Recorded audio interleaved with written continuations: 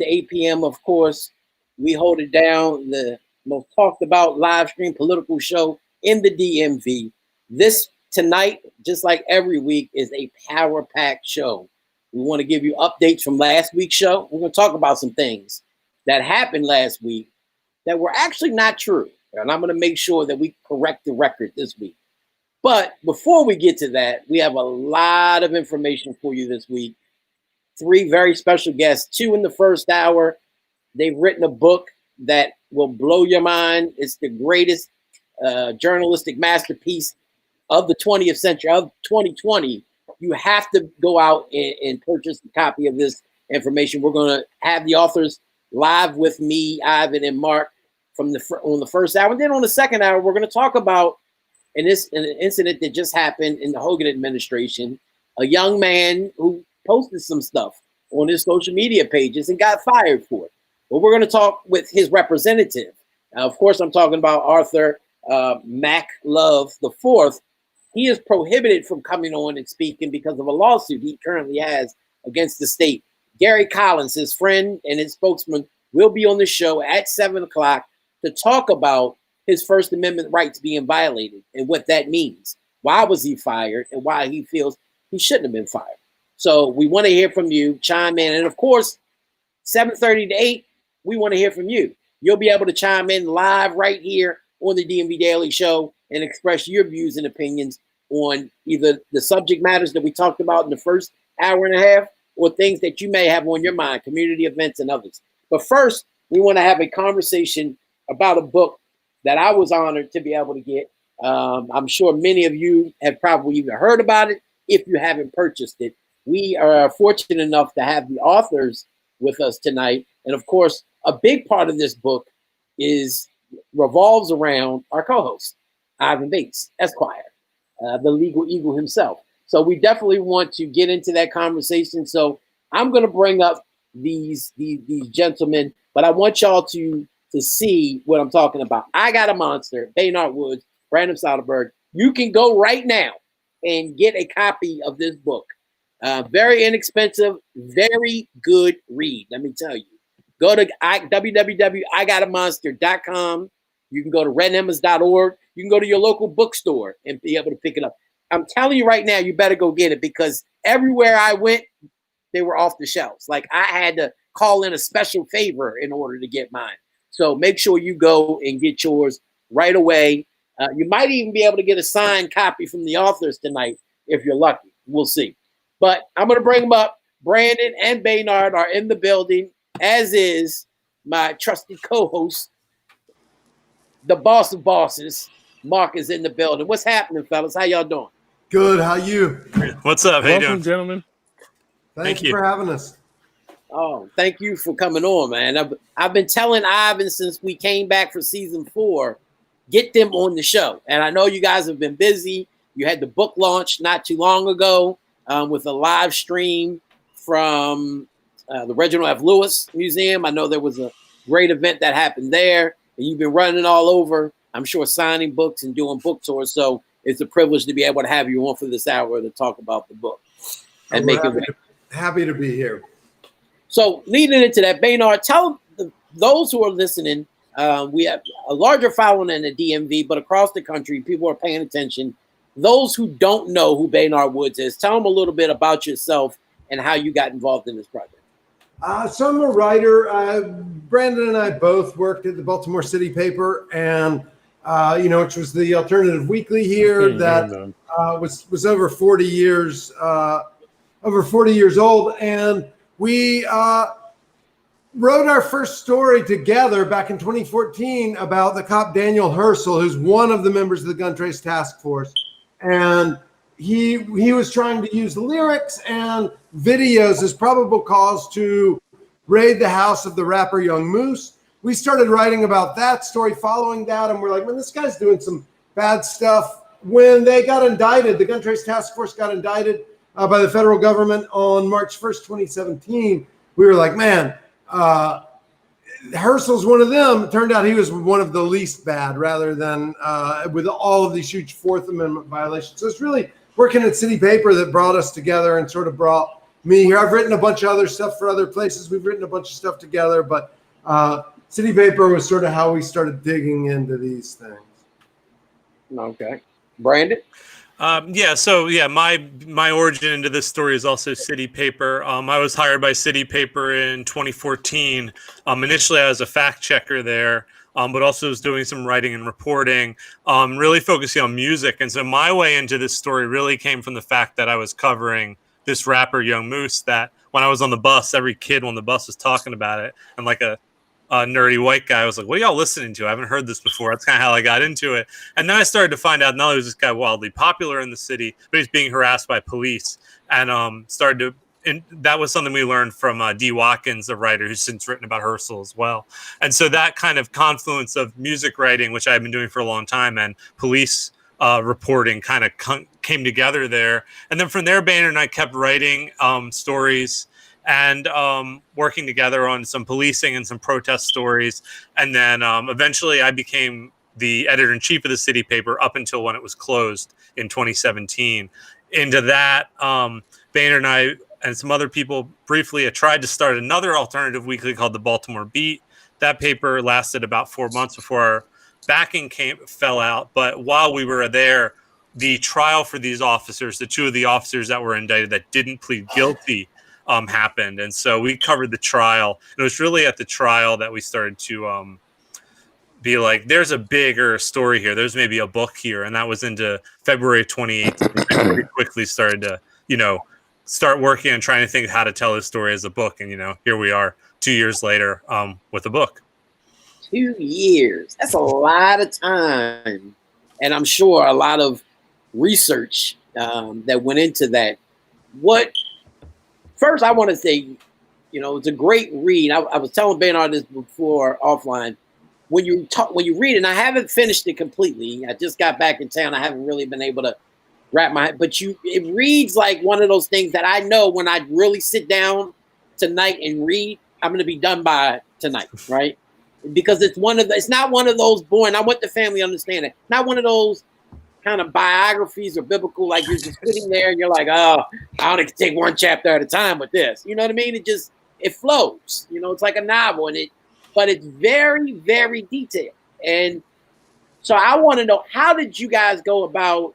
Because some of this stuff you couldn't have gotten just by reporting, whether it's from the City Paper or the Beat, what kind of efforts went into really getting some of this information? Were you on the street? Did you have to go to the court? Like, what came about? How did you bring a lot of this stuff together? Yeah, it's really good that you mentioned the sort of literary quality. We really wanted, there's this thing that we've both talked about that we hate the idea that the more important a story, the more boring it gets to be, which I think so many reporters do. Like, I'm an investigative journalist, means I write bad sentences. And so we really wanted it to be something that would be a human story that would compel people. But it was so much, I think we would both tackle different things on the reporting, even though every word of it was really written by both of us together. It wasn't like one person took one chapter, but we would each go down these rabbit holes we spent countless hours in the court reporter's office watching videos of these cops testifying in the state cases that they brought against other people. There were 3 federal trials that we attended and then got transcripts of and got testimony, which involved huge amounts of evidence like wiretaps and text messages back and forth. There was tons of just courting sources. You want to talk to this person so bad, and you spend all this time sending countless letters to federal prison, writing countless emails in the Core Links program. And then there's a lot of maybe Brandon, you want to talk about some of the internet type research that we were doing as well. Yeah, so we were doing a lot of what is understood as the kind of reporting we normally do, which is you mix documents with going out and talking to people. So we spoke to, as Baynard said, a lot of victims of the task force, some of the co-conspirators. And then at the same time, we were also doing to get some of that detail, we were going to a lot of the scenes of the crimes to really recreate them in our heads and walk around and see. And so some of that detail comes from that. And then as I've talked about elsewhere, we're also mixing that with, we're lucky that this book took place just mostly in 2016. So in 2018, it's not like we're writing a book about something that happened 40 years ago. So people's memories are pretty fresh. A lot of the places look essentially the same. And then there's also, interesting things like you can look up on like Google Street.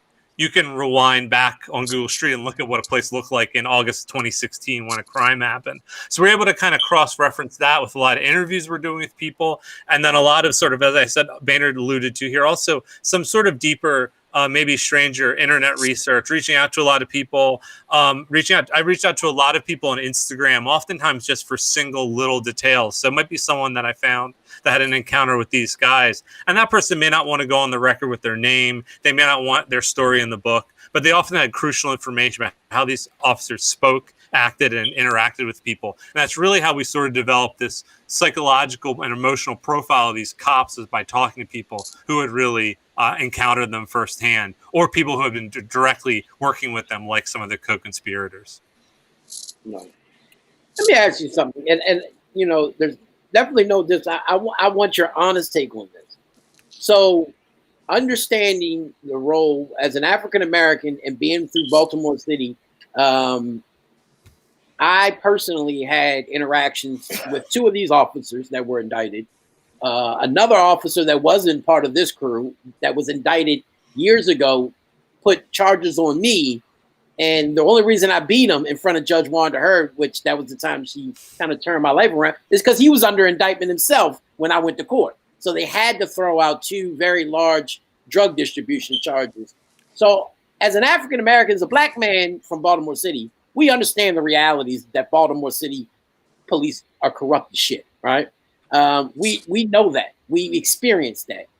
But from a journalistic standpoint, from somebody who probably never experienced that, how did it really, were you surprised by the level of shit that they put people through? Like, was there any point in time you were like, nah, this can't be true? Like, there's no way in the world that this is this level of mayhem going on in a police department, let alone Baltimore's police department. I think that I can speak for myself. Yeah, I think Baynard are very aware of being white dudes and white reporters. So we very much have a different approach to this than a black reporter or just a black person in Baltimore has experienced this. At the same time, like, I've had my own bad encounters with the police. They're nothing like what I think being white is what prevented those from being worse. I was very much raised in a family that I was told not to believe the police, to not trust the police. And so I kind of came into it with that. But I'd say at the same time, and our general way of reporting, even when you go back to this Young Moose story I've mentioned, was to really hear people out and listen to them and believe them and then report that out. So rather than ever say, that doesn't sound true, we would say, okay, well, let's see if we can figure out if this is true. And generally, things really shook out as being true. And then we also just but in terms of being shocked, it actually ends up being shocking, the smaller details, or the smaller by the scope of the indictment. We were well aware that they were dealing drugs, stealing, all these things. But you would hear individual stories about the level of harassment or the level of corruption they were doing that really shock you. There's a very brief story mentioned in the book of a man who was stopped illegally by them. They claimed they stole his phone and his money, and then they used his phone to try to talk to his girlfriend to try to get information. When they couldn't get information, they asked for naked photos of his wife or his girlfriend. So that's the kind of story that, in the grand scheme, they were posing as him. They weren't. Yeah, right. Yeah, that's an important detail. Hey, babe, send me some pictures. Acting like they're him on his phone. Yeah, I'm sorry. It's an important detail. Sorry. So like those kinds of things. But you would hear those kinds of things by every interview. And so that's kind of it ended up being that the smaller details is what I think what made our storytelling and reporting powerful. But those are the things that end up shocking me. Baynard, you can pick up from there, but it wasn't so much police do bad things, but it was like the sheer amount of bad things that we were able to learn about was where I started to be surprised. One of the things, just real quick on this, that really shocked me, that I've thought a lot about, was the larger principle, and you see it with the stuff happening right now, is that the way and what we brought to the story in some ways was the logic of whiteness is the logic of policing, that white people think that the law is to protect us, but not to hold us accountable or to bind us. Trump saying giving a law and order speech while violating the Hatch Act being like a really obvious example, but that it's the general logic of both whiteness and of these cops, whether they were white or not, many of them were, is that the law doesn't apply. The law is our tool to use against others, it doesn't bind us, it only protects us. And so bringing that logic to looking at the police was intending to believe people more than institutions, because we know that institutions are by nature problematic entities like that. What's up, Ivan? Hey, how's everybody? I'm sorry I'm late. Yeah, I don't know why you're sorry. You always late, but it's all right. You gotta change the bag. There she is. Hey, London. Hi. Hi. Oh, and now my dog's barking too. We got the whole. Everybody isn't on the show. It's a family show. Absolutely. So, looking at the cover, and I'm glad Ivan is here, our legal eagle, our co-host. I'm going to be in and out. I'll be bringing Mark up. Oh, where's he at? As well, to be so he can join the conversation. But the cover inside of the cover of the thing, which was lawyer Ivan Bates had encountered Sergeant Jenkins in court enough over the years to put together the pieces. Now, when Jenkins stole more than $100,000 from one of Bates's clients, the determined, conflicted criminal defense attorney believed he had found a way to bring down the decorated cop and criminal mastermind. So for those who are watching who don't know, Ivan Bates, who you see every week on the show, was a large part of this investigation in this book, looking into the GTTF. I remember speaking to Ivan before this broke about other things that were happening around these cops, from internal affairs or some state's attorneys that were conflicted. Just, I would say, I can't use the legal terms like Ivan, but he made it quite clear that these officers were shady as hell. And then all of a sudden the news broke that they were being indicted and all hell broke loose. So Ivan, please take us through your encounter of the GTTF and then your interaction with Baynard and Brandon. And I hasten to say, I want to take a step back and have you kind of lead this program, because you three know more about this book and these actions of these officers and that anybody else. And so we want to hear this conversation. And please, anybody who's listening, write on the Facebook. If you have a question, we can see it, put it up. I'm sure that either Baynard, Brandon, or Ivan will answer that question, and we'd love to hear from you. And Cheryl's already asking how she can get a copy, an autographed copy of the book. So we'll make sure that we get her that information before the end of the show. But Ivan, go ahead and talk about how you came about this whole ordeal. First of all, I just want to say, hey, what's up to everybody? I really appreciate Brandon and Baynard being able to be on the show. Appreciate the show highlighting the book. I think the book really talks about, and I think you guys already talked about it somewhat. I think it's important to let people have a window into what's going on in the criminal justice system. There's some good officers and there's some bad officers. And there are those officers who are in between, and I think this book really shows the bad officers. And I think it also shows some in-between officers that have allowed themselves to be manipulated to become bad officers as well. I think when they got on the force, they probably had a mindset to do one thing, and boom, they got around Wayne Jenkins, and their whole mindset became, you know what, I can be a bad officer as well. And I think that's, to me, important to understand how the whole process works, understanding how policing works, understanding how policing in Baltimore City works. And, I think with me, I'm a criminal defense attorney, but I've also been a prosecutor. I think having been a prosecutor, it allowed me as a criminal defense attorney to be a better lawyer. But I also think being a prosecutor allowed me to understand how I needed to try to put my cases together to try to go against Wayne. By no stretch of imagination is this the Ivan Bates took down the GTTF. Didn't happen. What happened was that you had the feds doing their own investigation on reference to a drug organization, a Sharpshire, and then they think they have one negative bad officer, Gondo. He crosses in their path. I think it's very interesting because one of the things that I've seen when you look at Red, you look at Gondo, all those officers tend to be the African American officers. But I think what's unique about this case for me is that here I was focused on the white officer who I knew to be the worst and was Wayne Jenkins.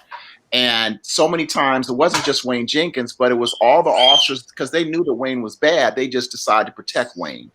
And for me, if you had gone after another officer, if this story was about Jamel Ram, if this officer was about Gondo, then you wouldn't have really ever heard about the role that I played. For me, it was really important because I was always focused on Wayne Jenkins. I was focused on Gladstone. Those are the officers that I was focused on because for me, those are the officers that were constantly robbing and stealing from my clients. And so that's how they came across to me.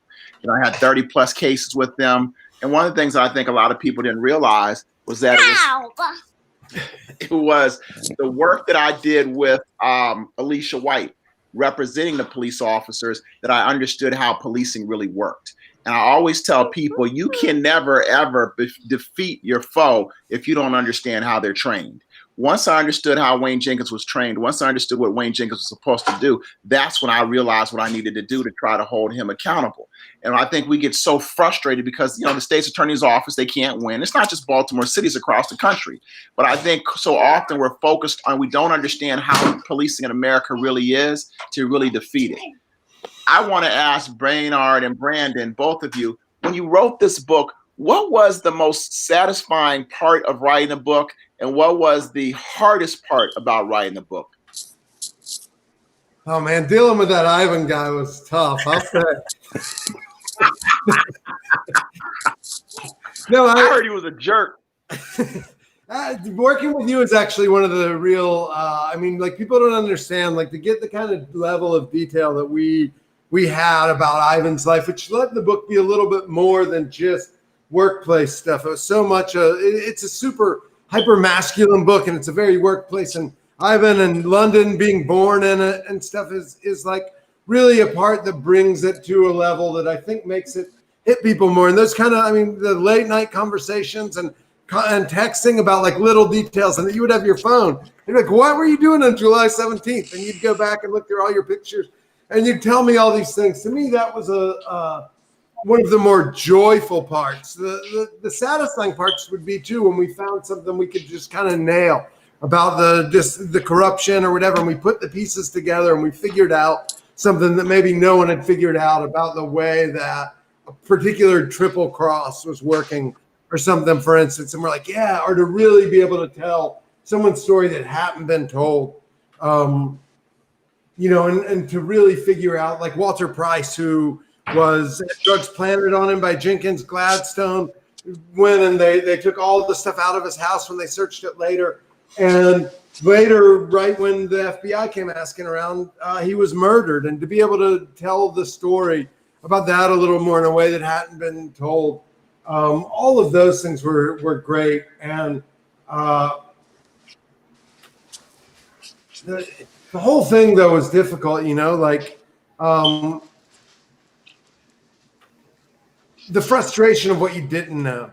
There's still so much. It's like, what did we miss? What are the stories? What are the crimes that are right beneath our nose that are right there? Right? That's the thing that drives me nuts. Why was I not? And there are certain things that we do know, but we can't prove. You couldn't put in there, and that's the ones that really keep you up. Yeah, definitely in terms of what was frustrating is there's so many things that there's more to, and give us another 10 years. We just don't have 10 years to report the book out. Those things that we didn't get to are frustrating.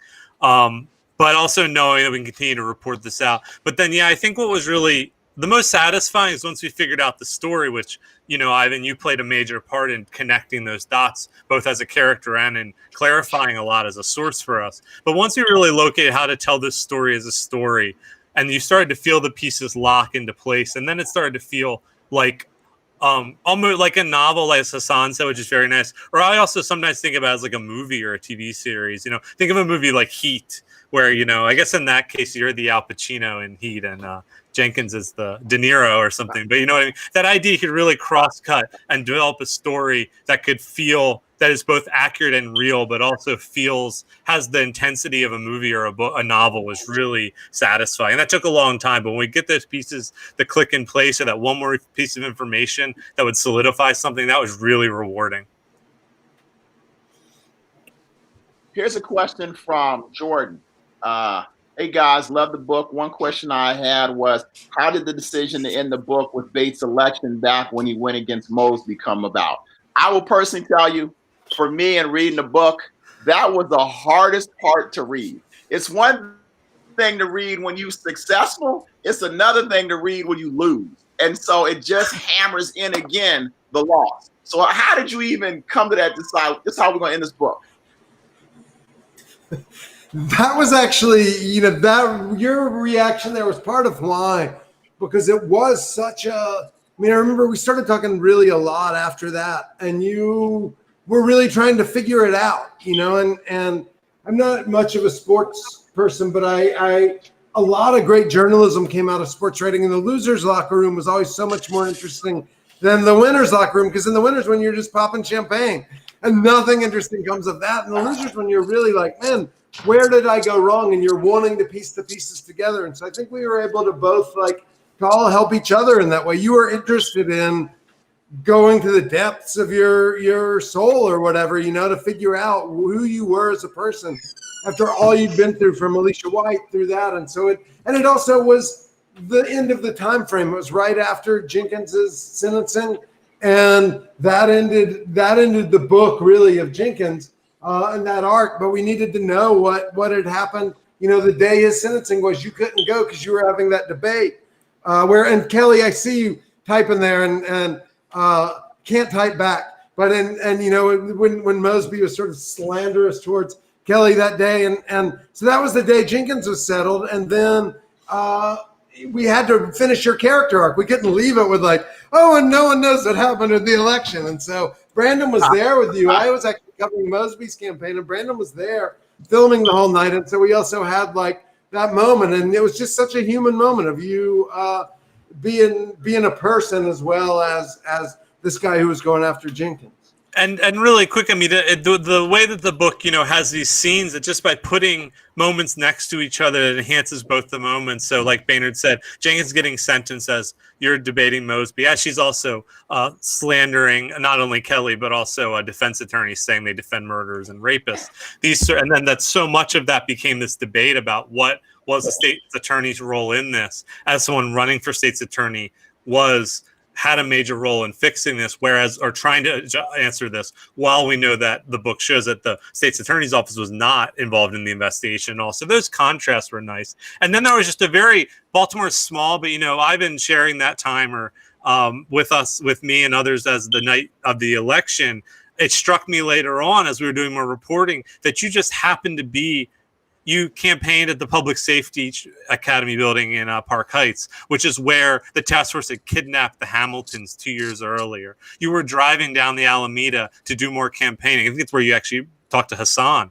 The Alameda was where a lot of the Shropshire organization was operating. And so just the way that you, in a way, almost were retracing not only your own steps, but the steps of the story just felt really powerful, and was a great way for us to remind the readers of what you had gone through and what everyone in the book had gone through. I can also say from a personal perspective, the book allowed me to have a lot of healing.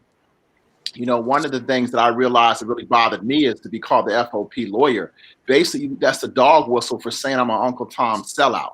And to me, I think it was very interesting when I know I've done more for Black people than Marilyn Mosby ever has as state's attorney. And I think the book allowed that to really show and come through. And I think, so I thank you for writing that book, because through the books, and I did not know what you were going to write, but telling my story allowed me to also heal. And I think for me, that allowed, when people lie on you in a public fashion like that, and you want to do something for the people, it really brings a level of hurt and pain that you try to hide, you try to mask. And the book allowed me to heal. So I really, really want to thank you for that. Hey, Mark, do you have something you want to ask in particular? Oh, he's not. No, I'm just listening and enjoying Mark. this. Well, one of the questions I also wanted to ask, huh? Can y'all hear me? Yeah. One of the questions I also, No, I okay, can did you hear have you. something you wanted to ask, Mark?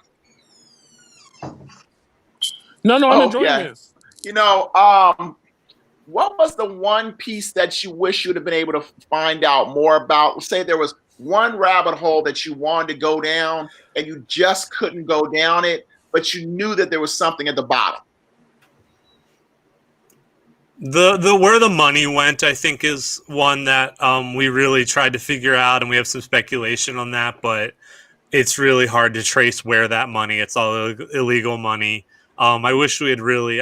There's strange things like 3 of the cops, Taylor, Hendricks, and Ward, all went to the Dominican Republic together in the beginning of August of 2016. Things like that, where you're like, what's going on there? Just where all this money went. I think they probably spent a lot of it. I think they probably spent it on, new roofs on their homes and new decks and cars and things like that. But finding out where that money went, I think, would have been really interesting and compelling. It was just something we couldn't ever quite get to the bottom of. We have plenty of theories and ideas we spun back and forth with each other. We just couldn't get to that. For me, it's there are certain deaths that I really wish I could have figured out what happened to people. Including Sean Suter, we don't solve that in the book, but a number of other deaths that surround this. Walter Price, Antonio Lee, people who died after encounters, and in fact, it's not that much in the book. But William James, who had the first successful state lawsuit against the GTTF, I think a lot of people died, and not being able to find out what happened with those still really drives me crazy. Yeah, Gregory Harding would be another one. Yeah, you knew well. Yeah, my old client. Let me ask you this from a philosophical standpoint. Before you started the book, what were your views about policing? And now after the book, have your views about policing shifted? I think for me, it's probably shifted on like minor levels. I don't think I was quite prepared for the ambition of Wayne Jenkins as a dirty cop or a criminal and a cop, and I wasn't prepared for how I had a sense that, I've heard for years, and I've known people who said they had guns put on them, they've had drugs put on them, and I believe those people. But seeing just how prevalent and how blatant a lot of this stuff was something that was different. And in terms of ideas around police reform and things like that, personally, I've always been distrustful of that, but I'm fully convinced that the police department, especially the Baltimore Police Department, is not really reformable. That's really the thing that I feel. I maybe felt that, but I can argue that because I feel like, hey, look, I spent 2 whole years and really since 2014 digging into these cops. And that's something I just don't trust, that you can really reform this police department. For me, I came to it from. I was a big weed smoker, and I was arrested 3 times in South Carolina before I got out of high school. So I knew the cops were. I knew how they acted, but I didn't quite understand the way that the criminal justice system still protected me. Like, I got arrested those times, but I didn't do time because I was white, and that was something that over the years I came to understand. During the uprising after the death of Freddie Gray, I realized how differently, by being in West Baltimore, I saw how differently police behaved in neighborhoods at night that I wasn't in. That in downtown where I live was much different than over by the Western District precinct, and seeing them just like attack people at the night after the Camden Yard stuff there was another thing that really, and then the weird thing that my position really changed though was on gun control in reporting the book. I sort of thought we should have more gun control. I realized that here in Baltimore, that means GTTF, that what the right wingers are afraid of the jackbooted thugs kicking in your door and taking your guns, is never going to happen to them, the white guys in Texas, but it is happening here every day. And so I realized that we replaced, and Brandon and I talked about this a lot, and I think he helped my thinking on that some, that the war on drugs had replaced the war on guns had replaced the war on drugs that gave white people an excuse to say, oh, yeah, you can stop that black man because he must have had a gun, rather than, oh, and say he must have crack. And so that made me really suspicious of the big white liberal narrative of gun control, and to think more about the way we're framing that. That was the biggest sort of change in my perspective. Well, the interesting part is I've never heard of a white man having to sit on the curb or lay on the ground when being detained by police officers. That is a common occurrence in the black community, but I have yet to ever see that in any white community I've ever driven through, been in, or anything. But let me ask you guys something. Ivan, Brandon, and Baynard, I want all three of your perspectives, because we're talking about the book as if everybody has read it, and that as everybody knows what the GTTF actually did. And like you made an announcement about something they did earlier, and she's sitting here like, huh? Like, what? Is that true? Name 2 or 3 to each of you, 2 or 3 incidents that were done by the GTTF that really made you like your mouth drop, like things that they did that you uncovered that would make people, number one, go get the book, but number 2, like, no, there's no goddamn way in the world they did this. Like, I really want to know what 2 or 3 things from each of you felt like it was so preposterous, so outlandish that makes you just like, that would make anybody kind of just shiver to know that was an officer that did those actions. I'll start real quick. I'll do 2. The first one would be the as I mentioned, Baynard and I took leads on different parts of the book, and I took a lead on this part, so would be the 2 I'll talk about. Well, the first would be the kidnapping or the abduction of this couple, the Hamiltons, which is followed them into Home Depot because they got a tip, a sort of weak tip perhaps, that the husband there was drug dealing. They basically kidnapped this couple, take them to a station in Park Heights and interrogate them, then take them to their house and rob them of $50,000 with $20,000 without ever charging with anything. $50,000 of their dollars is then seized by the state because of really problematic civil forfeiture laws we have in this. You have a lot of cash, you can't immediately prove where it's from, they'll take it. So that's one where there was no arrest. There's just no arrest. It's pure abduction and robbery. So that one's one I really was, I stress a lot because it has so many different moving parts. And it was also happening on a day in 2016 where people were protesting police brutality and police violence because of Philando Castile and Alton Sterling. So there's kind of this, imagine being this couple being abducted by police as you're seeing on the news, people protesting police. And then another one really quickly would be the death of a man named Davon Robinson, who some of the members of the task force robbed in April of 2016. They stole $10,000 from him and charged him with a gun. After his arraignment in early July of 2016, he was followed to his house and killed by someone because he owed a drug debt. And so what I think is important about that one is that it makes you understand how there's the crimes these police officers committed, robbing people, stealing, but then there's the sort of reverberations and the effects of that. They rob someone and that guy then owes money to someone who's going to kill him. And that amount of that, you can't really quantify how many people it happened to. So those are kind of the 2 that I think are really powerful. And I stress, those happen days away from each other. Davon Robinson is killed in early July. The Hamiltons are robbed on July 8th. So that sure gives you a sense of how these crimes are stacking on top of each other as well. Let me go. Yeah, go for it, Evan.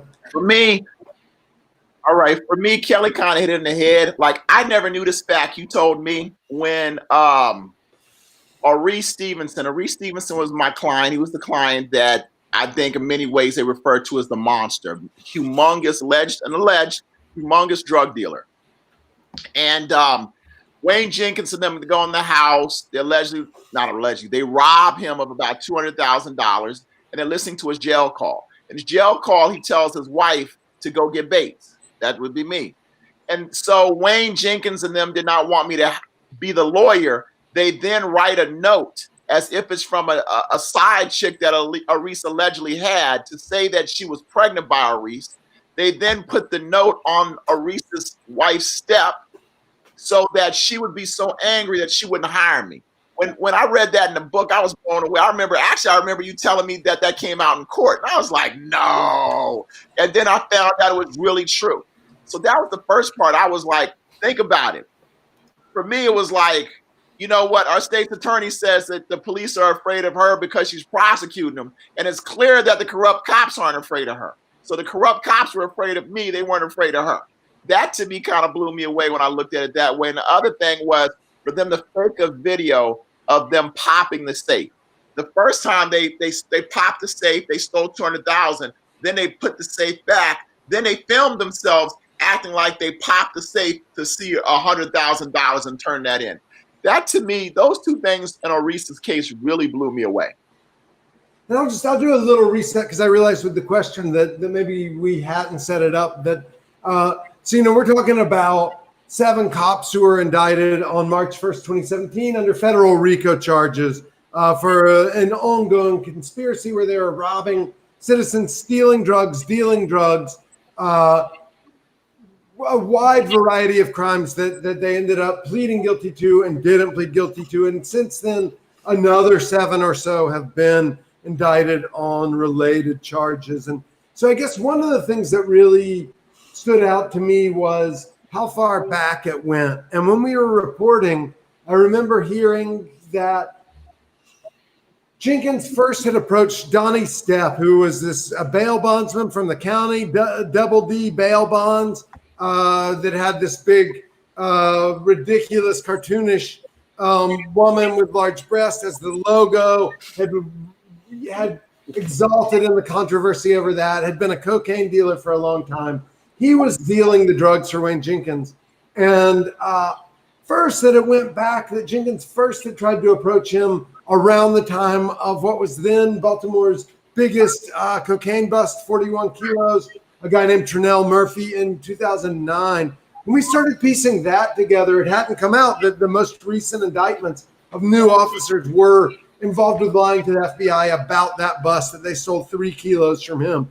So that they were stealing and dealing kilos back in 2009 was something that, and continued to be able to do it to 2017 was one of the things that to me was just like, and then that Jenkins during the uprising went and looted looters, stole the pharmaceuticals that Commissioner Batts had blamed the murder spike on, had been claiming that this was the worst thing that had ever happened to Baltimore. This is why people were getting killed, blaming the citizens for it, that it was Jenkins who took many of those drugs, took them back to Stepp in the county. And then it turned out that the most valuable thing, they flushed most of the drugs that people need when they have conditions, flushed down the toilet.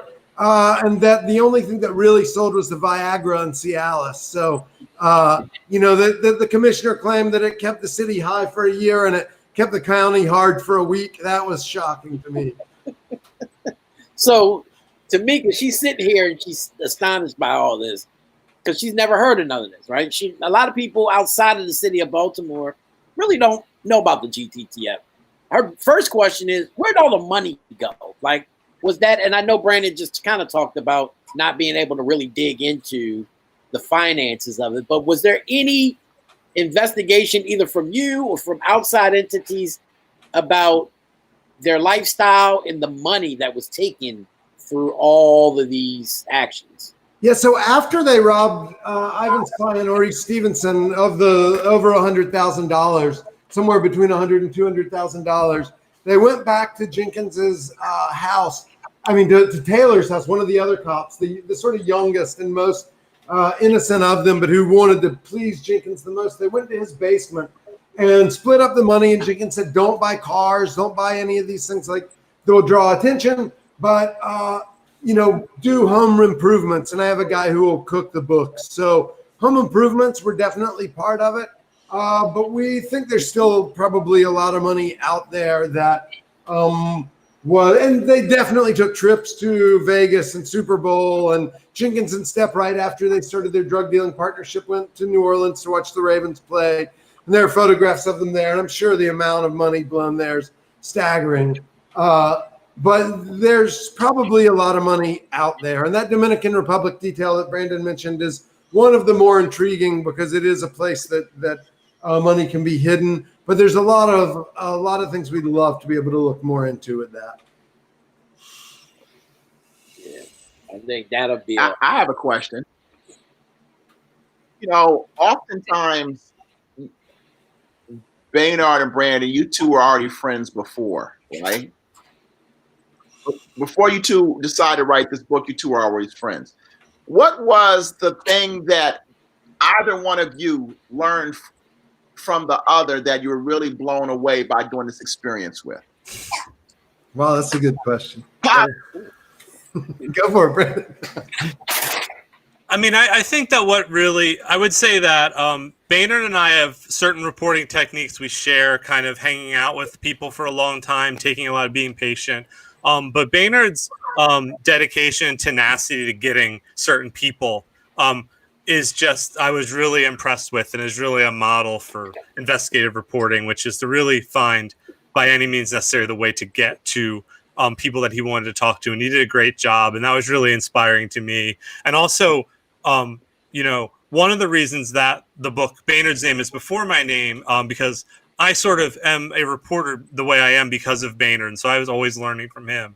And so there's a way in which when we started this project, I felt like it was important to be like, I'm going to take Baynard's lead. And obviously we had a lot of freedom. And by the end, I don't think either of us feel like one did more than the other, did different things. But that was something I was really constantly learning from Baynard, was just his intensity in terms of finding people, and both the intensity, but also the patience to give people weeks, even months before they'll get back to you, and really be really good at that and giving up a lot of his life to get that. Yeah, I mean, I've often said that writing a book together is like being in a band, and in the best way of being in a band, not like the Van Halen feuding kind of stuff, because it brings out the playing off of someone else, also brings out the best in yourself. And so I think that we had been each other's editors long enough that we knew each other well enough and trusted each other enough that it brought out more in ourselves. And so like some of the ways that Brandon would go about like finding things, some of the internet stuff we talked about before, I wouldn't have thought of in reporting, but also the way of just thinking about it, like the gun, the stuff about guns and the role of guns and the war on guns. And then it would also be like, I'm going to follow this down for 4 months, like looking into Allers and whether the claims are true that Allers was innocent or whatever, like the dedication to getting it right, regardless of what we thought in advance. When it's like, I'm like, I don't know if Allers is even going to be a main character at this point. We don't necessarily need to worry about it. He's like, no, don't worry about it. I'm just going to find that out. And then like the really graceful thing of being like, you know what? It doesn't turn out to be that Allers is, I don't think it's credible that Allers was innocent. And so we don't need to focus that much on Allers. And so like knowing that you can do this vast amount of research that doesn't make it into, and the history of the GTTF too, like just going back to the 2007 beginning of the Gun Trace Task Force unit and doing this huge amount of research and being like, you know what, this doesn't fit here, and being like 100% fine with that. It's crazy how much, like every word of the book is really written by both of us. It really is gone back and forth so much that there's not a sentence that I could be like, oh, that's my sentence or that's Brandon's sentence. Even if it's like, oh yeah, he came up with that joke. Like I made the wording slightly different, or I came up with that joke. It's like, oh, but it was off by a beat. The timing was off, and he pushed this thing there, and that made the joke work, or whatever. And like, so that was the other thing, the sense of timing and pacing. Like if I were to be directing a movie or thinking, and we did do this documentary, which you could maybe talk about too, but like Brandon's sense of timing with cross-cutting was often like, no, we have to add this. I'm like, why? That's stupid. He's like, no, another beat. We need another beat here. And I'm like, yeah, you're right. Like this just doesn't land, and it doesn't matter what's there. And so, I mean, it obviously matters. But even like the answer to the question about you with the election, it has that, like it needed it structurally. And I think we came together really well with that. But it was really a great, we're definitely thinking about what our future projects together might be. Well, that was my follow-up question is, you guys are hailed as two of the greatest reporters of our time, especially in the DMV area, right? And So I would hasten to ask, what's next for both of you? I mean, together or individually? Is there a podcast for the GTTF, a documentary, a movie? Like, is there any plans in the works for you together or individually at this point? Ivan, do you want to start that by talking about the documentary for a second? Oh, okay. Well, yeah. And then we can. There's been. So you keeping secrets, huh, Ivan? Okay, all right. You know what? I just happen to be a passenger on the bus, my brother. Passenger on the bus. You know, basically, I think when the book was in the works, that I know Baynard and Brandon had the opportunity to partner with a studio, a group of guys, a gentleman, some people know this group called, well, it's not important who they are, but they've actually been working on a documentary, and they've been working very hard. They've been in Baltimore and other jurisdictions getting as much video footage as they can, making sure they get the story right. And it's interesting because the same stories that you heard and saw in the book, I think the documentary brings it to life in a different way. There are other stories that rabbit holes the book couldn't go down, but they're also going to be going down those rabbit holes in the documentary. So I think for them, Baynard and Brandon and everybody else, the party's not over. You know, there is the after party, and it's coming, and you always know the after party is really a lot of fun. London thinks this is the after party. Hi, London. So the documentary is also I Got a Monster, and we did it. And it was Alpine Labs is the name of the company, and we really couldn't have written the book without. We were doing a lot of interviews simultaneously with the book, and a lot more than ended up in the book. And the book is, as Brandon often says, is like a camera over the shoulders of Ivan and then these cops. And the documentary focuses on the voices of the victims very much. They are the people who were robbed and illegally arrested and illegally detained, are the George Floyds and the Freddie Grays who survived to tell their stories. And we wanted to hear those stories and show those in the documentary. So we're doing that. We're still digging up some stories on new stuff's coming out about these officers that we hope to be able to do as well, with some interesting cases. And then I'm working on a book about white supremacy that goes back to a murder committed by my great-grandfather back in 1870. So there's, we have a lot going on. Clearly, a lot. That's why I can't get Ivan every Wednesday, because you guys got him tied up doing everything else. And then Brandon's got his cool now. Yeah, I mean, Baynard and I have been talking about working together on another project. I mean, there's smaller things or stories related to this. Same way, we had talked about doing some book projects before the task force, and they didn't quite seem right, whereas the task force seemed right. So we were kind of sitting, waiting for the next thing that really seems like it's book worthy, while continuing to push this story. And then I've been doing a lot of reporting on the on heroin in Baltimore, and then also how problems of overdoses and things like that are being dealt with in other countries, including some very foreign to American solutions about allowing people to use drugs and how we regulate that. And there's Canada has been doing things like providing people with safe drugs. So trying to explore the complexity of the overdose crisis, which has a very small part of the book, but really trying to dig into that deeply. That's what I've been reporting basically since we finished the book. And we've been reporting on Safe Streets. We had a story in the Intercept website and about the Gun Trace Task Force targeting of various Safe Streets people, one of them who was Ivan's client. But, there was this recent arrest, too, of Safe Streets arrest. And the way that was reported is pretty flawed. And we hope to be able to have a story about that pretty soon as well. Yeah, and I'd chime in one more thing would be that I saw a lot of comments like, hello to everybody. Sorry I can't chat and talk. I'm not that sophisticated. But like we had a lot of hear a lot of things about other officers current and from the past. And so that sentiment I keep seeing in the chat of like it was bigger than the GTTF and all that is definitely true.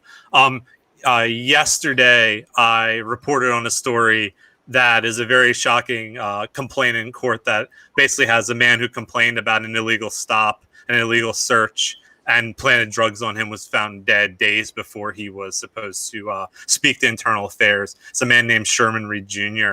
And so we keep hearing about things that really need to be dug in and investigated about Baltimore police, both things that seem of the GTTF scale and seem even more terrifying than some things in the book. You know, I wanted to say Brandon wrote an article that about a case that I had that looked at the spy plane.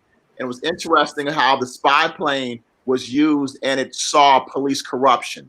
I was the individual that had the case, and no one really, back in 2016 when this incident happened, no one really knew about the spy plane. It was interesting to me the level of the cover-up that the police department went to try to keep that information from me.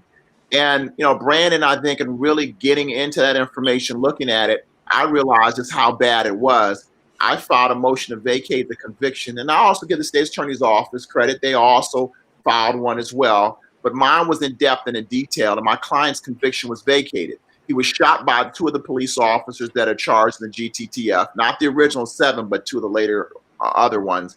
And he spent 4.5 years in prison. And so being able to tell his story has really opened up a whole nother avenue, because the corruption, there's so many different layers of the corruption, so many different layers of things happening to people in Baltimore City. I really thank you as a defense attorney, both Brandon and Baynard, for telling it from the defense attorney's point of view. Oftentimes people look past us, they look through us. The public defenders, so many times I've heard people say, oh, I want a real lawyer. No, public defenders are real lawyers who are doing a terrific amount of work. Your book really allowed myself and 2 other public defenders, Natalie Finnegar and Deb Levy, we really worked closely together to try to put things together. Their government lawyers didn't have the freedom to speak like I could. But a lot of the things that I was talking about were things that we were working together as a team collaboratively for, because we recognized the corruption, the systemic corruption in the system. We recognized that the state's attorney's office, they weren't doing their job of stopping that. The police weren't doing their job. And I mean, you know, you have so many other attorneys, from Josh Inslee to Stephen Beatty to Jeremy Eldridge, you know, just so many defense attorneys that all of us had our own little finger in the dam, so to speak, trying to stop it from flooding and killing our clients. And we really thank you all for just telling their story. Yeah, thanks so much for letting us tell it, helping us tell it. Yeah, and our book is dedicated to lawyers defending the 4th Amendment for that reason, is that we can write these stories because of defense attorneys helping us understand it. Yeah, I've become a 4th Amendment absolutist, and the question of how we've changed. We have people talk about being First Amendment and Second Amendment absolutists, but like, no, I'm a 4th Amendment absolutist, like hands off. So before y'all go, I have a couple questions. Can you hear me? Yeah. Yep. Okay. So here's one. I don't know how much you know about other departments, but like, so I read the book and I took the opposite of approach of Hassan, meaning, you know, like I only allowed myself just a little bit every day because I knew once it was gone, the freaking book was over. So I was like piecemealing it to myself, but it was so well written. It's so enthralling. All I can say is get the book, you guys. You will not regret it. But one of the questions that I kind of, in my mind at least, like certain things didn't surprise me. Like, you know, planting a gun or, you know, even robbing drug dealers, that doesn't surprise me. But the level of malfeasance that was going on in terms of these whole elaborate schemes, like Kelly talked about, where they slipped a note to the guy so you think he's cheating on him, and all that kind of crazy stuff. To what extent do you think Baltimore is an outlier, or do you think that these kinds of shenanigans are endemic in police forces across the country? I mean, we're seeing cases like there's been some great work in Mount Vernon, New York, showing that there's a group of police there doing really similar things. The LA Sheriff's Office with these recent shootings is seeming like there are gangs inside of the LA Sheriff's Department that are doing similar things. So to me, it seems like these aren't bad apples. These are an outgrowth. We thought a lot about this. These are an outgrowth of the logic of policing. So these cops aren't exceptions. They maybe are exceptionally, like Jenkins especially was exceptionally criminally gifted. and like Ivan is maybe exceptionally defense attorney gifted, but they also are representing the logic of being a defense attorney and the logic of being a police officer. And so they're not meant to be exceptions. They're meant to show these are the way that the logic of this kind of work works. And I mean, today we see that they're coming out to encrypt all of the scanner stuff, and that just makes them less transparent. And they're like, oh, other police departments does that mean other police departments are corrupt? There are these, the more secretive they are, the more corrupt they're going to be. We give them this power. So we think it's an outlier in certain areas because it's Baltimore and we have our peculiar distinctions, but it's also an outgrowth of policing. Here's one more question. The command staff, like I'm someone that like, I know nobody likes bats, but like I worked with bats a lot. I worked with Kevin Davis a lot. I'm wondering to what extent do you think this, how can I say it? Okay, do you think that like someone like Bats or Davis, do you think they knew that certain shit was going on, but they were getting results, so they looked the other way? Or do you think that they were fully aware of everything these guys were doing and just were that corrupt that they didn't give a fuck? You know what I mean? You see what I'm saying? The difference is, what would you think? What's your assessment? And I mean, I know you may not know, but it would astound me if somebody like Bats knew all of this that Wayne, I mean, obviously wasn't there, but I mean, it would astound me if a police commissioner knew the extent of what was going on and was a willing co-conspirator, as opposed to knowing that they were crossing the line on stuff and just looking the other way on a selective basis. Yeah, I mean, I don't want to float a defense of Bats or Kevin Davis, but I think that one of the things the book does show is that Jenkins in particular really compartmentalized his crimes. And so he was able to, certain people knew certain things. At the same time, though, I think he learned from other people. And he learned from other people who then had higher positions or went into command. I think the kind of cleanest or simplest way to start it would be to look at it would be that I think that you knew what you knew and you looked away as much as possible and didn't ask questions. In particular, something we just haven't gotten into because we've rightfully been focused on how terrible these cops were, is that in terms of the context of the police department, they were praised for a lot of their getting guns off the street. And so if you were producing these statistics, they weren't going to ask why. We spoke to another host a while back who used a useful comparison, which was it's kind of like sports and steroids, for example. Like, if you kind of, Mark McGwire looks about 10 times bigger than everyone else, which is probably won't ask how he's hitting all those home runs. I think it's kind of that too. But there are certainly other command that, I mean, Dean Palmera was alleged to do a great deal of cover-up shootings, things like that. Was all alleged during a trial. He's no longer with the department. So he's an example of someone that seemed to know more than certainly even maybe another command would. And Palmera is also the kind of overseeing these officers. Baynard, sorry, you want to chime in there? Yeah, I mean, to Bats's credit, I'd say, like, Jenkins seemed to hate Bats. He called what the policies that Bats instituted gay training. So, like, if Bats instituted training that Jenkins hated, then maybe that was maybe that's a plus on his side. But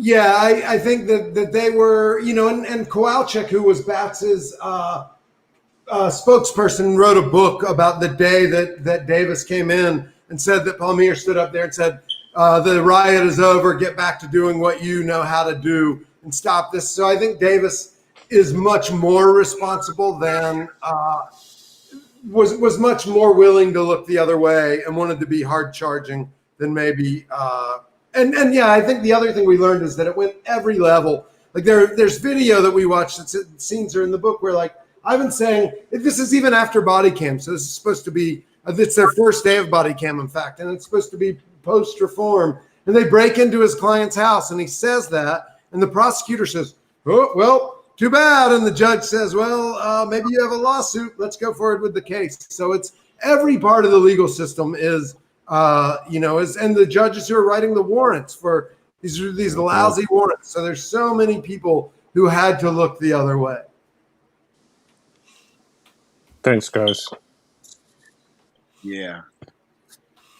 All right. Well, we definitely want to thank both of you, Baynard, Brandon, for number one, an excellent piece of work with the book. We want to make sure that everybody, you can see it at the bottom of the screen, IGotAmonster.com.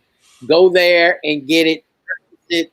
Trust me, it's something that you definitely want to pick up and read. You won't be disappointed. Now, before we let you go, though, there were 2 or 3 people who caused the chain reaction, I think, for one young lady. How can they get an autographed copy of the book? Even if it costs a little bit more, I guess they don't care. They just want an autographed copy. How can they go about doing that? Oh, it definitely doesn't cost more. Yeah. We just went today and signed about 20 copies at Atomic Books. We've been regularly going to the bookstores to sign copies. So depending on when you hit them with their sales and us, it may be a signed copy at the bookstore. But if not, we've been made a few house calls to go sign them for people. We've met people at places. We are happy to sign it for folks. But right now, at least there are probably 20 that are signed at Atomic Books right now. We'll probably be signing more at other bookstores coming up. We definitely are, thank you for wanting to get it signed. We're honored by that, and we're happy to help however we can. We love y'all. Yeah, I'd just say reach out to the website. I Got a Monster at the very bottom, both our emails. If you hit up one of us on email, I bet we can find some way, if you live in Baltimore at least, to meet you somewhere or meet us somewhere and sign it. We've been doing a little bit of that. We try to, about once a week, we've been driving around like that. So we can make that happen if you have a book already and just want it signed. Well, Thanks so much, y'all. Thank you. thank you. Well, look, I'll tell y'all what, before y'all go, September 30th, we're doing our live stream show, usually Wednesday, live from Terra Cafe. It's from 6 to 8. So if you're in the area, bring the books, sign them there. People, y'all can come out there, get them signed, pay for some books, get them signed, have a good time, and be live on the program as well. So we'll invite y'all out. Franca's going to be doing her performance and everything. So we're going to get everybody down there to do what they do. So thank you guys for coming on to the program. Hey, thanks Thank for you. having us. Absolutely. All right, now. London says good night. Good night, London. London. Yes. Let me bring Mark back up. We're going to have to figure out a way to deal with some of these knuckleheads on this show that keep coming on this program acting a fool. But anyway. Hey. London, hey, I couldn't control London. I'm sorry. First day of school. No. What What are you talking about, man? I'm playing. I know you playing. I'm trying to figure out how 68,000 pieces of mail, political mail, sat in the damn post office for 5 days or more. That's what I'm trying to figure out. Now, I do want to tell a family. I told y'all Sheila Dixon really won. I didn't want to hear me. But look, we talked about it at the beginning of the program. We were supposed to have Gary Collins. He's a Republican activist, and he's a spokesman and friend of Arthur MacLove, who was fired last weekend over some memes that he put up on his Facebook page that were racially divisive, to say the least. They promised the interview at 7 o'clock tonight. I got a text message while we had Baynard Brandon on. They suddenly couldn't come on. So, is what it is. But I just want to let the family know we reached out. We made the attempt. Things happen. Maybe they'll come on next week. Maybe we really don't care about them next week. Who knows?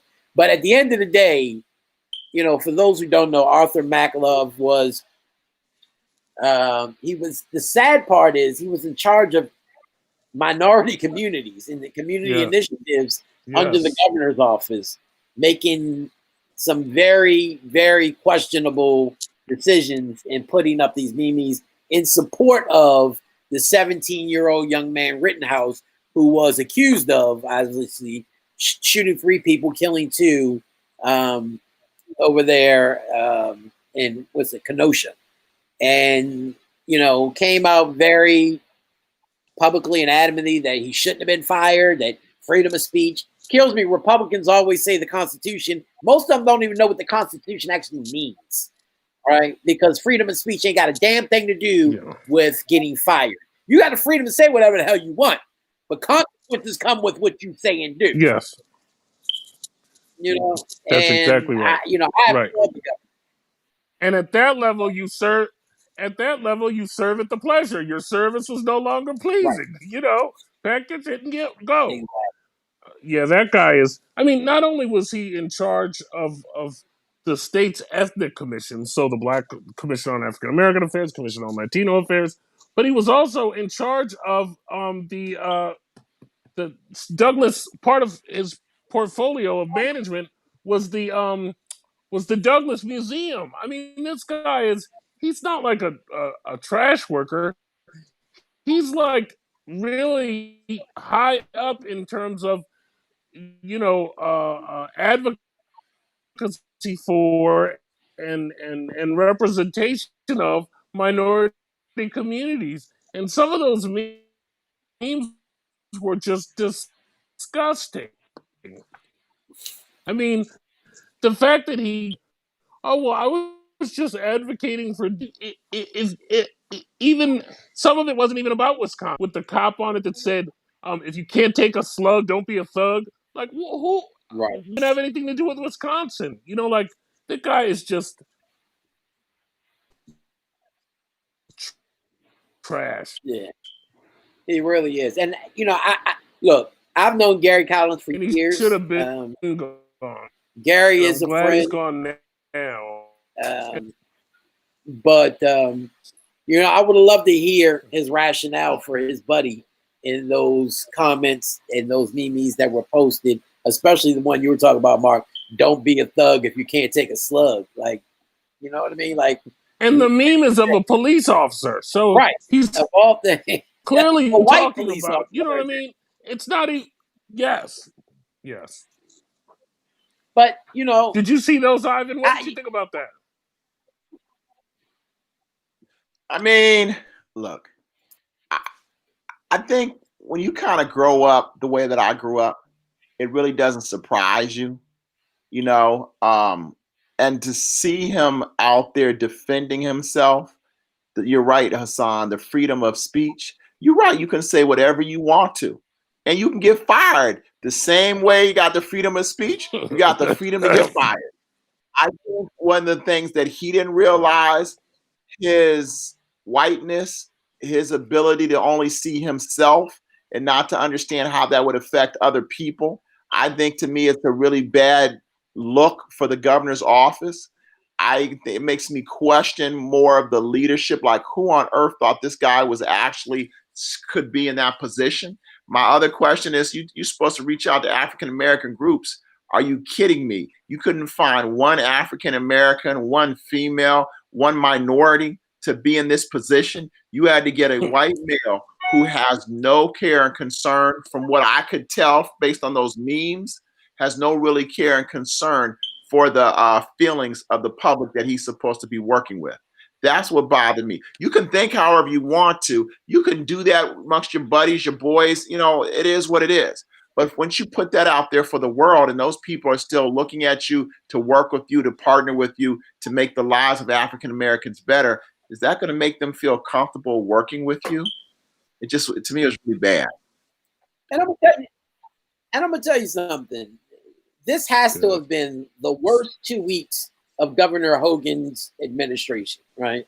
I mean, from Roy McGrath and his debacle over there, taking the severance pay from the Maryland Environmental Service, 6 figures, while still getting another 6 figures as the chief of staff for the governor. Like, but what I do, one thing I got to admit, I got to give credit where credit's due. The Hogan administration handled both of them very well. They swiftly dealt with it. We had the lieutenant governor on. He dealt with it very quickly, especially the McGrath thing. Like, we didn't know a damn thing about that. And if we had, it would have never went down like that. They got rid of him immediately. As soon as this came out about Mac, they got rid of him immediately as well. And now they're talking about McGrath was asking the governor to take his side and to hold him down and let everybody know that he was a part of this negotiation of the severance package. but the governor have not having anything to do with that. So, you know, he's definitely politically shrewd enough to know when to act and how to act. Well, that's what interested me. It could have went a different way. Well, what's that? Well, that's where I think Hogan. That's where I think Hogan should be careful because the way I read that email from McGrath to Hogan, he seems to be kind of saying, "Look, don't hang me out to dry. You're making it seem as if you didn't know about this when we didn't respond. He took the email to his counsel. Like, if I'm Hogan, I'm talking about, you know what I mean? Like, so I just think that now Love, I'm glad he moved quickly and everything else, but McGrath, I don't think we've seen the end of that yet. There was another hearing in Annapolis today. Even, you know, if you read between the lines of what even Boyd said on our show 2 weeks ago, what Boyd said was disgraceful. And not only that, I know there are some people that are saying that they didn't know about it. They did know about it. You know, there's more there. I mean, he yeah. Well, and I agree. I think, look, Hogan is smart enough to know not to have those conversations through email and text message because it can come back. I think that they probably had a conversation when he asked him to be his chief of staff and move over, and he knew about the severance package and probably, you know, kind of blew it like, all right, whatever. But there was nothing. But when he kind of followed up with that email, Hogan was the one who gave the email to his general counsel to make sure he covered his ass because he knew there was nothing out there that implicated him personally. I think he was smart enough and shrewd enough politically to make that happen. Right. Yeah. Right. I agree, though. I don't think it's the last. I think McGrath probably takes some action as MacArthur did. And Kelly, yes, his name truly is Mac MacArthur. He's actually the fourth. So there was 3 of them before him. Arthur Mac is their actual name. So it's not a Mac, it's Arthur Mac. Whatever his name. Love. Yeah, Love. Arthur Mac Love, the fourth. But there was, and actually his father, and I believe his grandfather, but I know his father worked in politics as well. So, yeah, interesting name. I'm not trying to say. Ain't that right, London? Say yes. She said yes. Yeah. So what else is going on, man? You know, it's going to be interesting. My feeling is this. You know, I've seen a lot of political ads by Bob Wallace. You heard the ad with Ray Lewis on the radio. Starting to see Bob Wallace on TV. Is this going to be a race? What are your feelings? Well, they got a debate tonight. Mark? They got a debate tonight, which shocked me. Yeah, I didn't even know about it. It wasn't very well promoted. Or maybe I just was out of town all the time and I just didn't pay attention. But that I don't know if it was GBC. I know our guy from the NAACP. Probably purposefully so.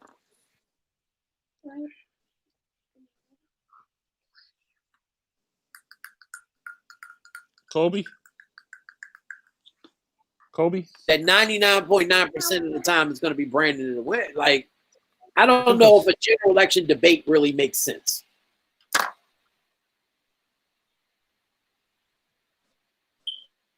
don't know what's going on. Mark?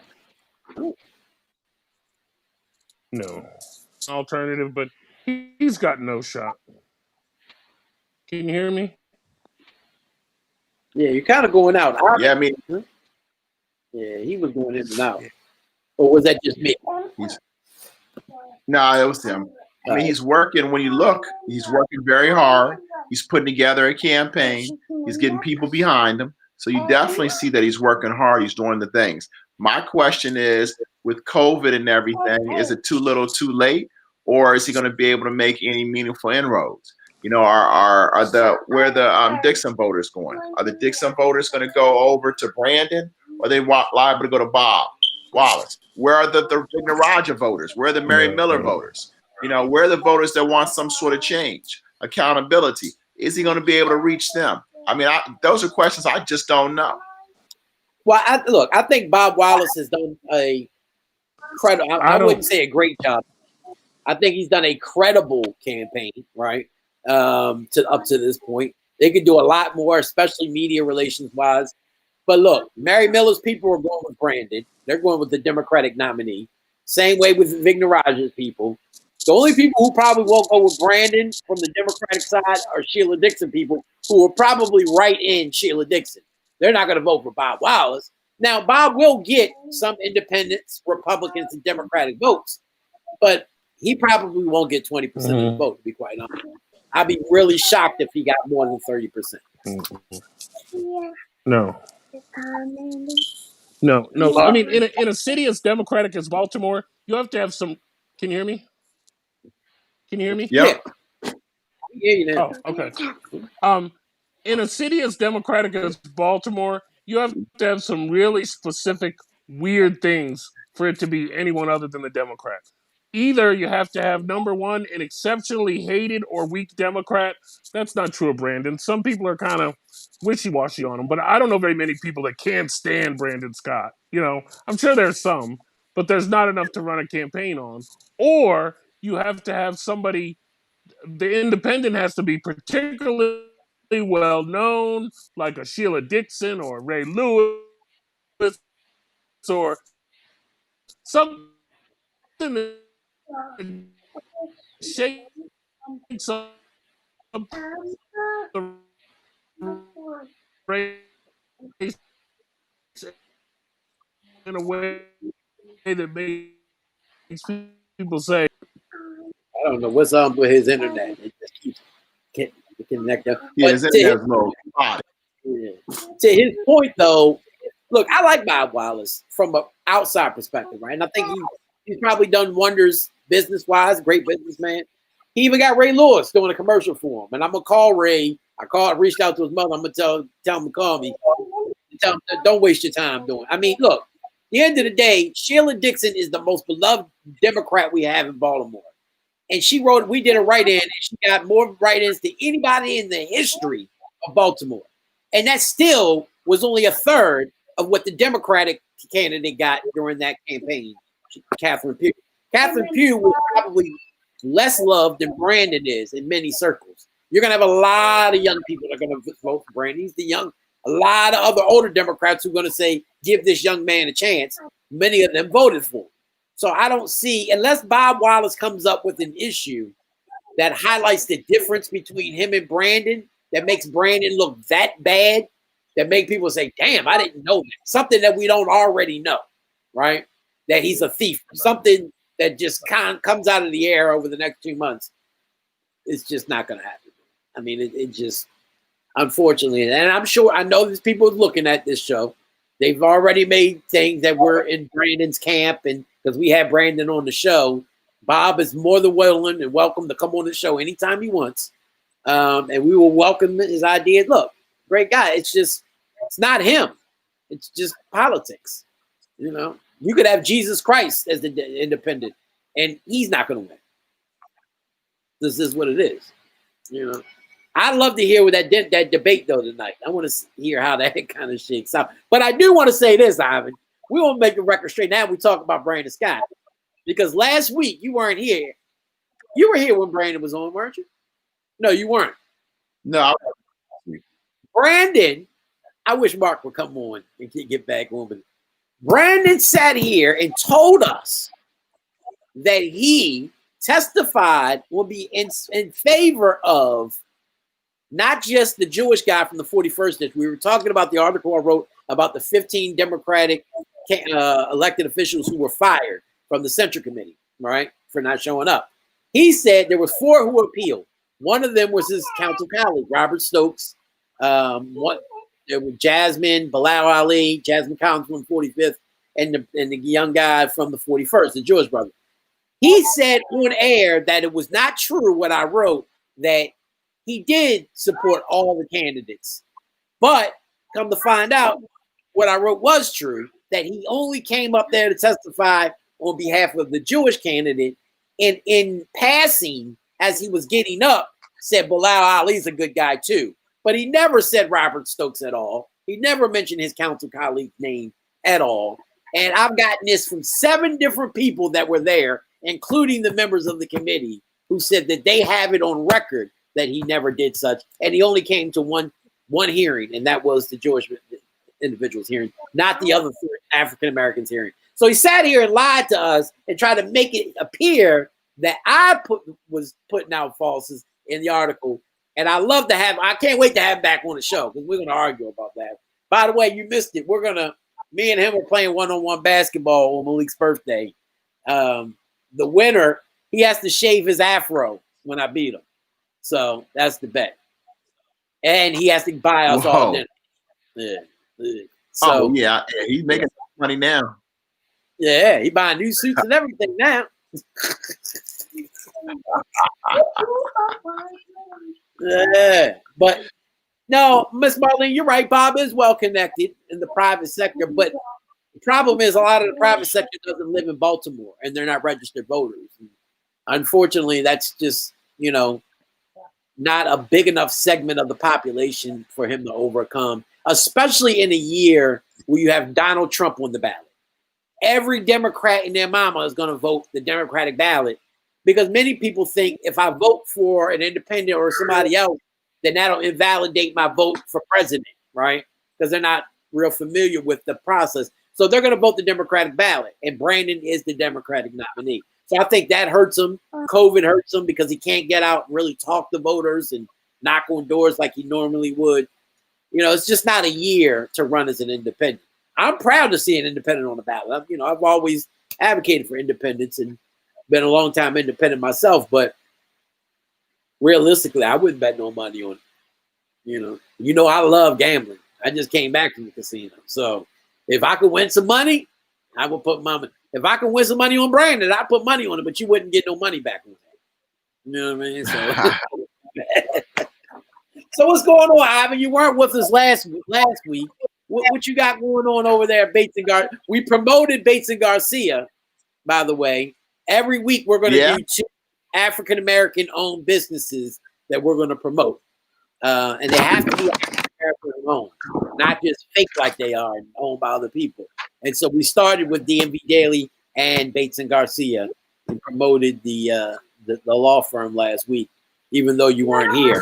I started to scratch going to another firm. This week has been pretty interesting for me because for the first time, for me it's been interesting because I just want to give a big shout out to all those parents out there. School's going to open, some are virtual. A lot of mothers and fathers are kind of struggling what to do. They have to go to work, but the kids are home doing virtual learning. Then all the households where they depend on the schools for the food.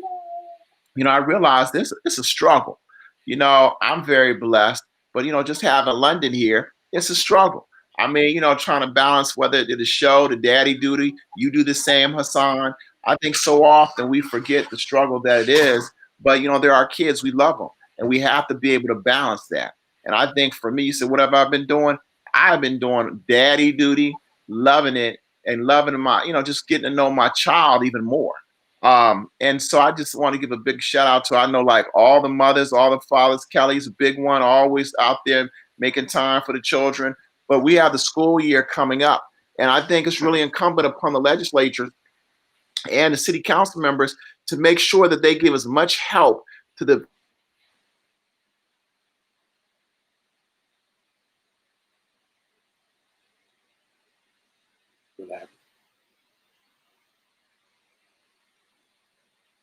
I'm losing all my co-hosts.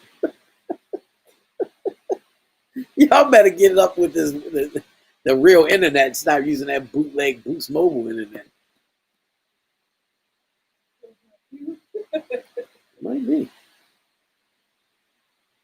No, all my bars are moving.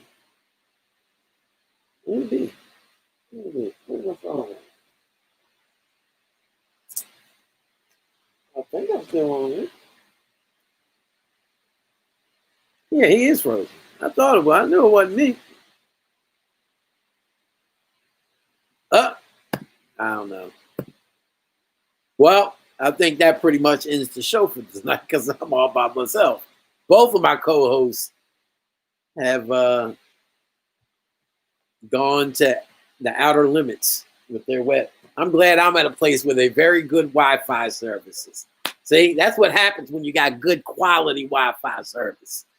You know, oh, there he is, Mr. Bootleg Boost Mobile Service right there. There he is. Okay. Back in service. Yeah, back in service. Back in service. I don't know what happened. The Verizon. Well, you know what happened. That internet you got. That's what happened. So no, I agree with you. And we're trying to get the chair of the union, for the schools to come on.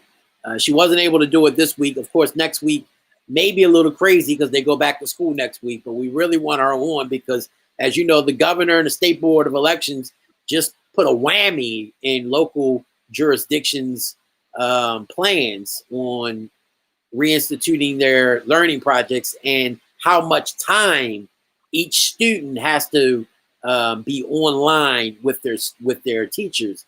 So I'm really interested to see how this rolls out because I'm gonna tell you something.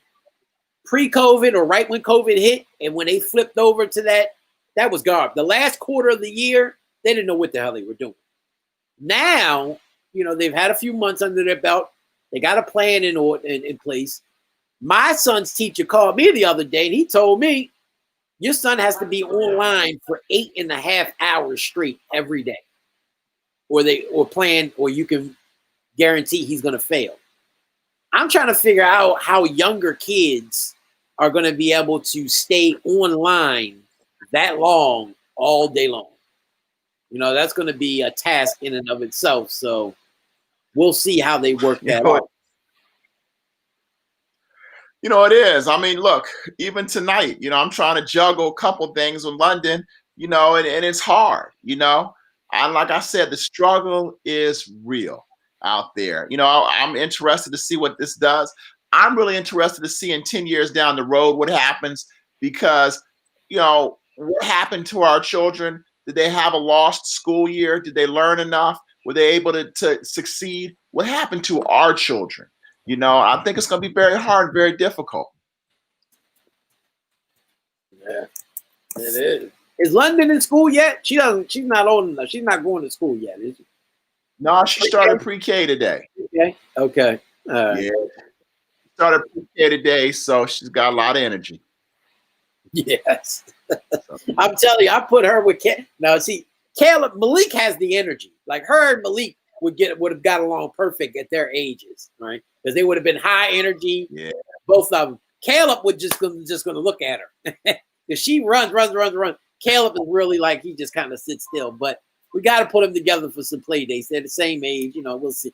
But it's going to be interesting. Oh, yeah. You know, I want to see how it all pans out, not just for kids, but for teachers and administrators as well. How many of them are going to be able to handle that level of teaching, something that they haven't done before? Yeah. And then the parents, all right? Because, you know, I'm blessed to be able to have somebody monitor my child to make sure that they're online for that amount of, because I know if I leave my child alone, Malik will not be online 8 hours a day. He'll be doing everything else under the sun. So a lot of people aren't used to that. Right. So how are you going to make sure your child is actually online and learning is going to be a tall task in and of itself. You know? Yeah. They're working. You can't monitor your child at home. I'm tired of it, and I'm 36 with 5 classes. I hear you, Kel. It's a task. It's a tall task. But anyway, we're going to go. We're going to wrap it up. You know, our guests let us down.